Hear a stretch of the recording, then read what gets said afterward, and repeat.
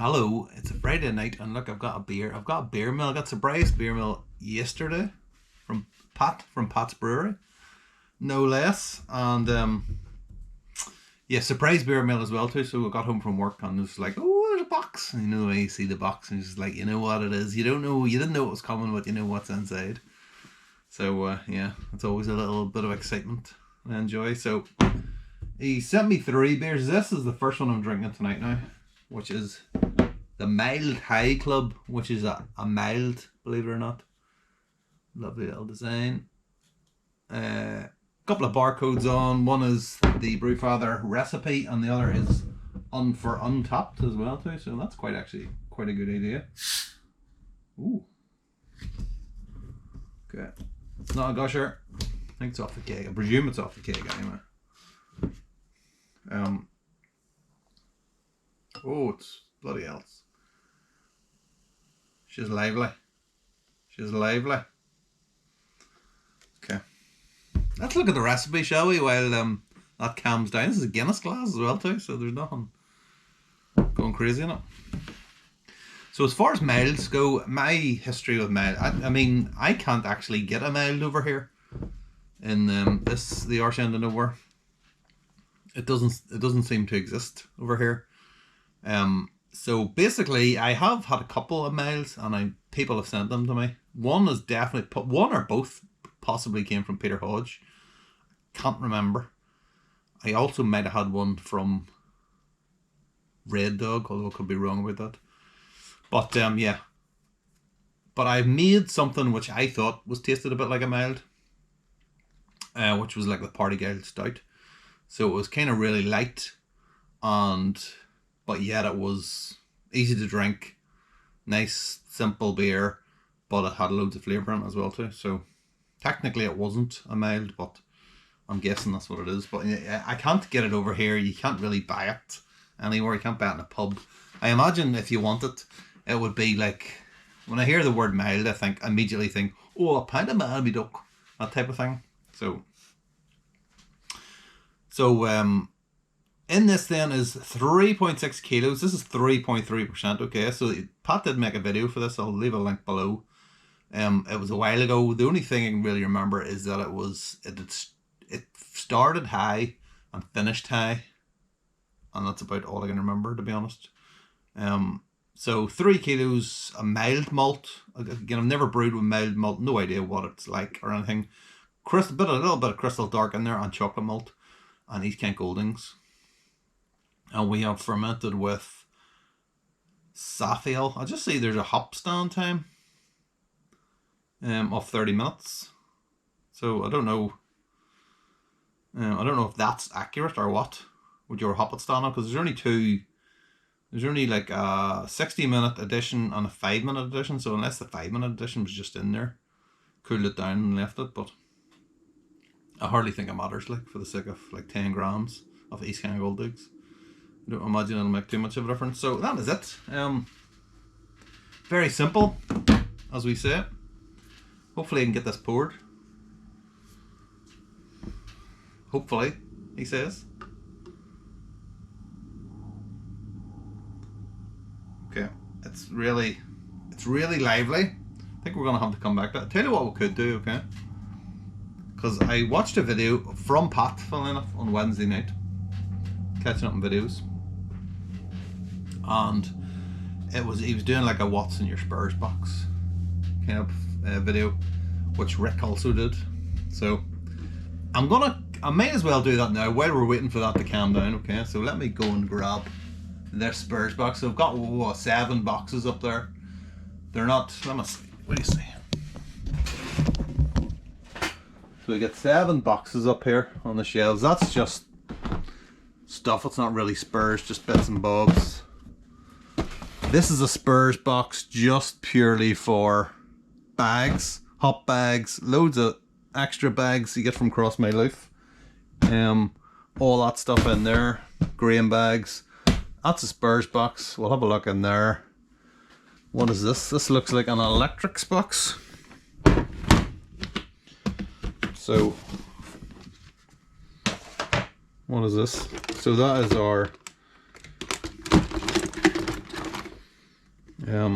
Magnetic stir for making starters. We've got, oh, I haven't seen that in a while, look. Does it still work? No, the battery's missed. Electronic thermometer. Does it actually work? I was somewhere the other day. In fact, there was a guy who came into my work. Tell you what, let me get the, hold on. So yeah, we've got that. We might actually try and get that working again and see. I think it was always a bit out. Does anyone trust them? But there was a guy in from work, and we were doing something. We were basically talking about thermometers, and he says, "Oh, you can get these ones now." And I was like, "Oh, I know about them. Don't worry about them. I wouldn't trust them though." We've got a little kind of clip microphone. That was okay while it lasted, but I needed something a bit better than that. We've got lights. Got lights. So I've actually put lights. I haven't actually shown you this. There's lights all the way around, which I got from Amazon on the sale for next to nothing. And it's just LED lights, so you can have mood lighting. That's like some kind of audio cable. I don't know why that's even in there. No idea. Got a spare floodlight for some reason. I think I got that by mistake. I was supposed to get the motion one, and then I got that one by mistake and decided to keep it because it's actually handy. If I need to bring a light anymore, I can carry it around with me. A couple of old phones. Christ knows why they're in here. They're covered in grain dust though. Scales, or no, thermometers. Thermometer. There's another thermometer. There's another thermometer. I think some of these work. I don't know. Kind of never really trusted the probe ones.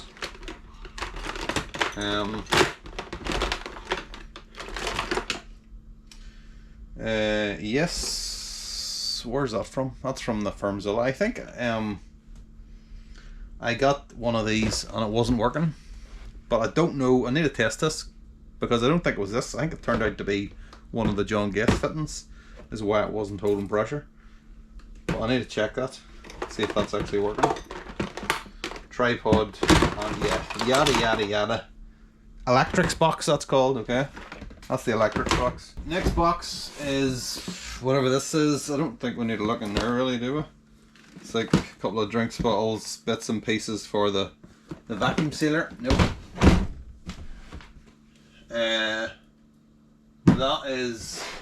That's just no. Don't worry about that. Secret stuff in there. That's where I keep all the money in that one. So I don't want to show you that. Okay, so this is our metals box. So there's the box for the. That should be up there. Got a ball valve. There's another ball valve there. Big massive one. Just way too big. Keg lid. Another keg lid. Just in case, you never know when you might need it. Hydrometer, spare hydrometer. Got our pH meter. We've got the manifold, the old gas manifold I had when I had the kegerator, and this was dreadful for keeping, just for leaks and whatnot. And it doesn't matter how much tape I used, it just always leaked. Didn't help that these barbs, this is like some, I don't know where this come from, eBay somewhere, so I don't know what sizes these are, but yeah, it was always a problem holding the gas and not getting leaks. And to be honest, the best thing I ever did was switching over to the little mini ones I have now, so I can control each one. Oh my god, look, there's another one. Hold on, I've got two. I have two? Why have I got two? I don't know. Okay, we've got two and both are rubbish because they're both barbs.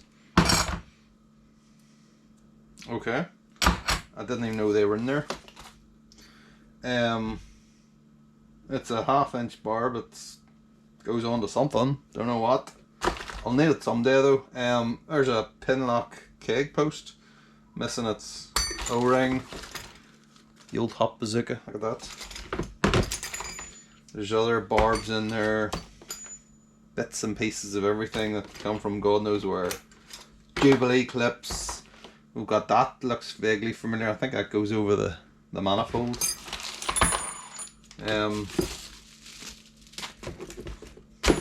And then for some reason I ended up with loads and loads of beer mats. I think Frank gave me an entire box of like beer mats way back in the day. Yeah, so this is the other one then. This is the last one. I say the last one, but there's stuff everywhere. So this is the plastics box, okay? And we just pour a bit more of this beer and hope for the best. Patch is a lively one. It's a lively one. Oh, it's a lively one. Who's coming out the bottle and everything? Look. Okay. John Guest fittings, okay, loads of them. Some of them are missing. You see the little light grey bit on the front. Some of them are missing them because I've had to repurpose them elsewhere. Really annoys me that they break really easy, them little grey bits, but you can't really get just the spare parts for those grey bits. So that's why I'm taking them from the other ones. But they break so easy, it's ridiculous. Especially if you're taking beer line in and out, gas line, whatever it is. So yeah, well, loads of fittings there. There's our more O-rings, small O-rings, the big keg O-ring. Loads of bags. Bags really just to put stuff in and keep it clean. Yeah, and then put it in a sealed box as well. What is this? An airlock? That will never be used. There is the... Let's keep that actually in with the airlock. That's the little filter from the Firmzilla. That's actually quite good. When I was using hop pellets, I wish I had used that because it was a pain to try and transfer the beer without using them. That should be another box as well. It's not. There's a Cooper's lid, brand new, never been used. There's another two airlocks, never going to be used. There's another airlock, never been used, never will be used. It's an airlock Nazi. Spare O-rings, you can never have enough O-rings, okay? Especially when you're kegging. Bits and pieces, I like to keep bits and pieces like this because you can see I've got loads of beer line and gas line, all kind of different sizes. And it's just handy to have all the different sizes so you can connect everything up. A bit of siphon tube with like a bit of beer line on the end. I don't know what that's for or what I was using that for. Sure, there's a reason for it, but I don't know what that reason would be. Loads of spare bits for the RO water filter. I broke a bit off it and I had to buy basically every bloody part to get the right part to figure out what one it is. Another airlock. I don't even want an airlock. I've got a bit of an airlock shop in here.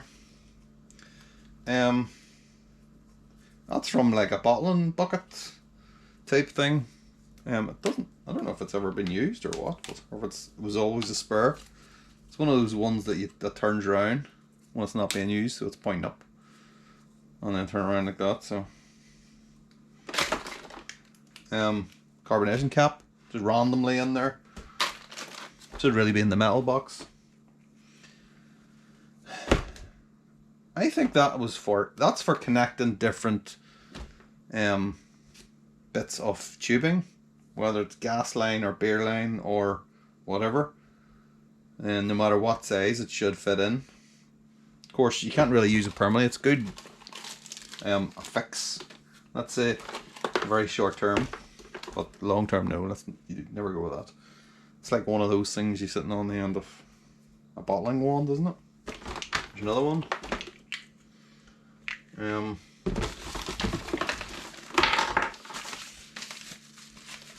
What's in here? Well, this is more parts for the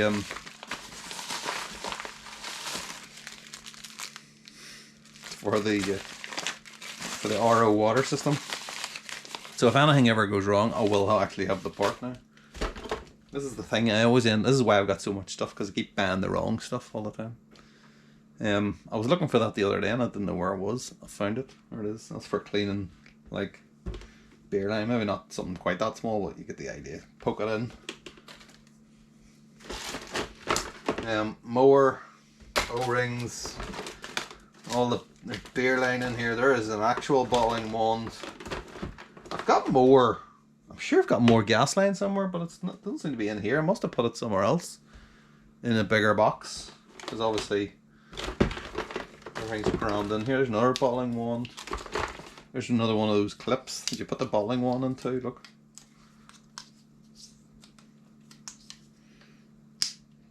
Oh, and then you move it up and down the bucket. Never throwing it out because you never know. Because I do actually bottle stuff occasionally, like the Imperial Stouts I do. Big spring. I don't even know what that's from. Is that from a keg or is that something else? Don't know. Bits and pieces of like hose pipe tubes. It looks. Silicone tubing. Or maybe, yeah, I've got loads of stuff hanging up here, which is silicone tubing, and is that gas line there? And look, there's. This is what I use for to clean out the keg posts. See that? It's one of those things. Just slip it right down, and it goes round, and it goes round, and it goes round. It's still going. Look, it's still going, still going. Look at the size of that thing. And that's how we get it's super clean.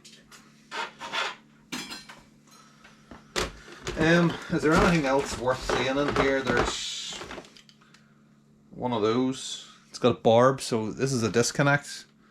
But I don't use the barbs anymore. I refuse to use barbs. There's one over there that uses a barb still, but I now just use the ones that fit on the John Guest. Just because then I can switch over between the disconnects between ball and pin easily enough. And there's a few bits and bobs in here. I just need to tidy up. I think that's from the firm Zilla, is it? Not sure, but there's another a tiny spring that time. That's definitely from some kind of keg or disconnect, is it? Or one of those things. Yeah. So I think that's it, and just bits of bloody gas line everywhere, all over the place, all different sizes, all different shapes, just so I can put together extra beer lines when I need it. Because I have rotating beer lines, okay. So we've got 4 taps over there on the Keyser, but I also have 4 taps on the Keyser, but I also have another 2, maybe 3 made up beer lines ready to go, which I use with the firm Zillas, and then when I put them into the Keyser, I just take the beer line and all from the firm Zilla and put it into the Keyser. That's how we roll. Jeez, I haven't got all the stuff in. Okay, so there is one other box there, which is this one here. I'm gonna keep it out. I mean, it's not supposed to be sitting there, like, to be fair. It's got my address on it as well, hey Dom. And it's just all the bits and pieces I use kind of with the equipment in here, so it's just more disconnects, and there's a whole one of the M yokes. There's a made up beer line. There's a beer line and another one in there, and I think there's another one in the Keyser, so at least it's off the keg. Think of it that way. If that was bottle conditioned, imagine what it would be like. Oh, the good old days. Not that there's anything wrong with bottle conditioning, but you have to get it spot on. If you don't get it spot on, that's the tricky thing. Yeah, there's a little spot of beer right in front of me, and that's gonna annoy me. I can see it there. I can see it even though I'm not looking at it. Well, I am. Okay. Let's put that there. And we'll go. So again, 3.3%. Excellent label. Really like that. Really like that. I really like the fact that it's got the Jumbo Jet has got like a brown underneath and a white top, like a mild should have. Okay, it looks quite dark. I mean, when I look at it on camera, it looks black. It's not. It's kind of really deep brown, red, kind of that territory. It's definitely brown, but it's kind of veering towards red. Head's a little tan kind of head. Quite big bubbles, obviously, because it's like it seems to be a little bit overcarbonated. Doesn't look overcarbonated, but we'll soon find out. Smell is really quite nice. It's a bit like there's a little bit of like plum. I was gonna say raisin, but I think maybe plum is probably a better way of describing it. That kind of a fruity note. Maybe a bit of nut or something in there as well. That's quite good. But definitely it's got some kind of like a dark fruit thing going on. Is that from the malt? Is it from the hops? East Kent Goldings is usually the floral kind of notes, but I mean, possibly the malt is there. I've not used the mild malt, so I don't know. Smells quite good. Okay, we're going in. Let's see what the carbonation is like first.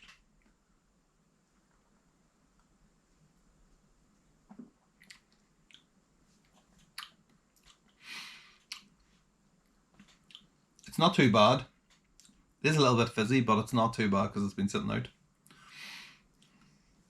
It's actually warmed up as well, which is not going to hurt it. Maybe that's why it's so fizzy, because they'll let it warm up a bit.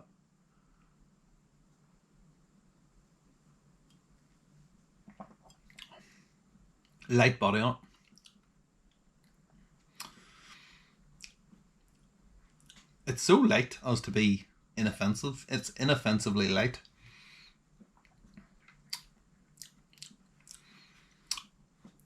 And it's exactly what I think a mild is, which is really light, but quite a lot of flavour on it. It's not a million miles away from any Party Guile stouts I have made.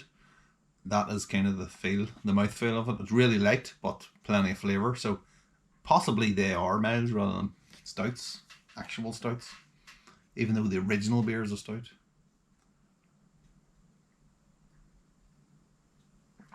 Super easy to drink. And the taste has, it's bringing in those dark fruits again. Definitely a bit more of that raisin character. I'm pretty sure this is what Peter's beer tastes like. Now, Peter's beer, definitely one of the ones he sent me, was like an imperial mild. He called it, and it was like about 10% or something like that. I think it was quite nice. From what I can remember, it was quite nice. It was years ago though, so don't really know.